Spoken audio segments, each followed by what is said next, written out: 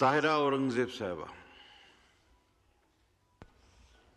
Thank you chairman साहब।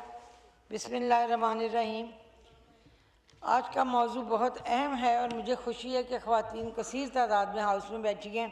इससे आप अंदाज़ा लगाएं कि मुल्की सालमियत, मुल्की बका और मुल्क के एक वहदत के लिए ख़वातीन का किरदार कितना अहम है। ख़वातीन चाहे माँ हों, बहन हों, बेटी हो, किसी भी रिश्ते से मुंसलिक हो, लेकिन वतन उसके लिए सबसे अव्वल है। आज मैं मौजू की तरफ एक बार फिर पाकिस्तान के ख़िलाफ़ इंडिया ने 25 करोड़ शेर दिल अवाम को ललकारा है और ये भारत ने इल्ज़ाम सबसे पहले लगाया। 22 अप्रैल 2025 को मकबूजा जम्मू कश्मीर के इलाके पहलगाम में जो फायरिंग हुई उसमें 26 जानें शहीद हुई, 26 लोग हलाक हुए और 16 लोग ज़ख्मी हुए। लेकिन ना वहाँ सिक्योरिटी फोर्सेस पहुँची, ना कोई इंक्वायरी हुई, ना कोई ऐसी टीम पहुँची जो ज़ख्मियों को फौरी तौर पर हॉस्पिटल में मुंतकिल करे, बल्कि उन्होंने सबसे पहले जो काम किया पाकिस्तान पर इल्ज़ामात की बौछार लगाई। उन्होंने उसी मीडिया के ज़रिए जो हमेशा झूठ बोलता है और इंडिया की मक्कारी जो है वो ज़ाहिर करता है।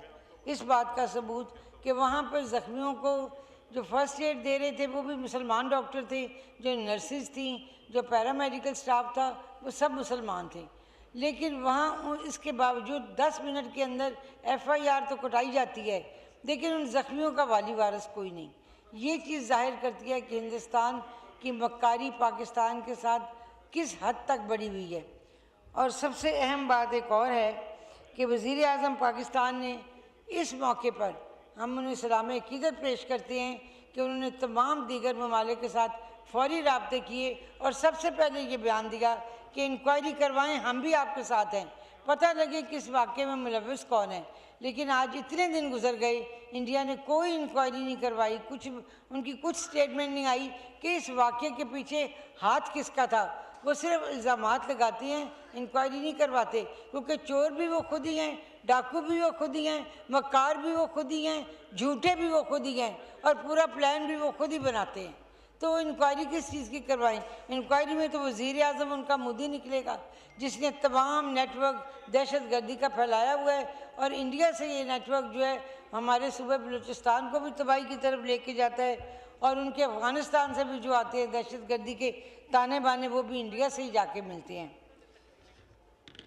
सबसे पहली बात मैं ये चाहूँगी करनी कि पाकिस्तान आज से 27 साल पहले 28 मई को इसी महीने पाकिस्तान दुनिया के 7वें नंबर पे और इस्लामी ममालिक के पहले नंबर पे पाकिस्तान एक जौहरी मुल्क बना।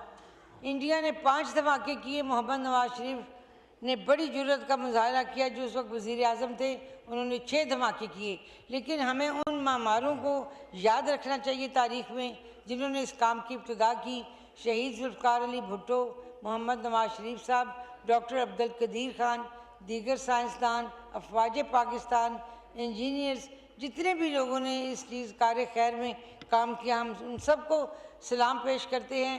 और हमारी अफवाज पाकिस्तान आज एक ऐसे मरहले पर खड़ी हैं कि पूरी कौम उनके पीछे है, पूरी सियासी जमातें उनके पीछे हैं, माएँ बहनें बेटियाँ हर रिश्ता उनके साथ है।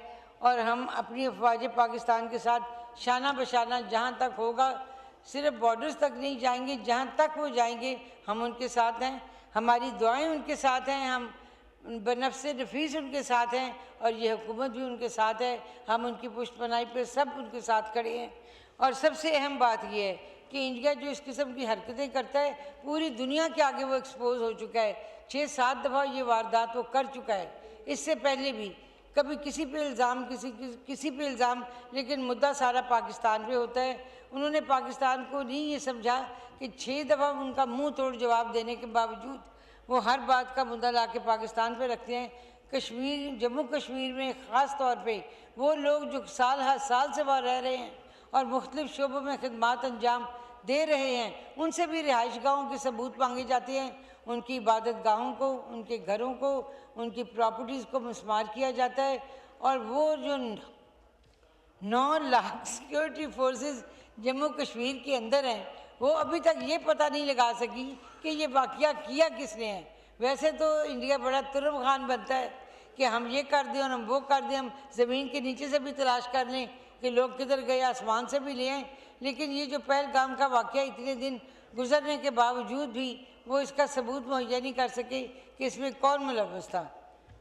वाइंड अप कर लें आप। मेरा एक शेर सुन लें, इस मुल्क के लिए जान दी हुई उसी की थी। हक तो ये है कि हक अदा ना हुआ। हम पाकिस्तान के लिए सुबह दोपहर शाम माएँ बहनें बेटियां दुआएं भी करती हैं और हम अपने बच्चों को सरहदों पर भी भेजती हैं कि वो मुसलमान का एक ईमान है कि हम जब शहीद होंगे तो आगे जन्नत है, आगे हूरें, आगे जो कुरान पाक में जन्नत की तफसील बताई गई है हम वो पढ़ते हैं, देखते हैं। तो हमारे तो जो शहीद होंगे वो जन्नत में जाएंगे। तो भारत ये सोचे उनके जो मरेंगे वो उनका क्या हशर होगा, उनका क्या हाल होगा। पाकिस्तान जिंदाबाद, पाकिस्तान अफवाज पाइंदाबाद और पाकिस्तान की तमाम सियासी क़यादत जिंदाबाद।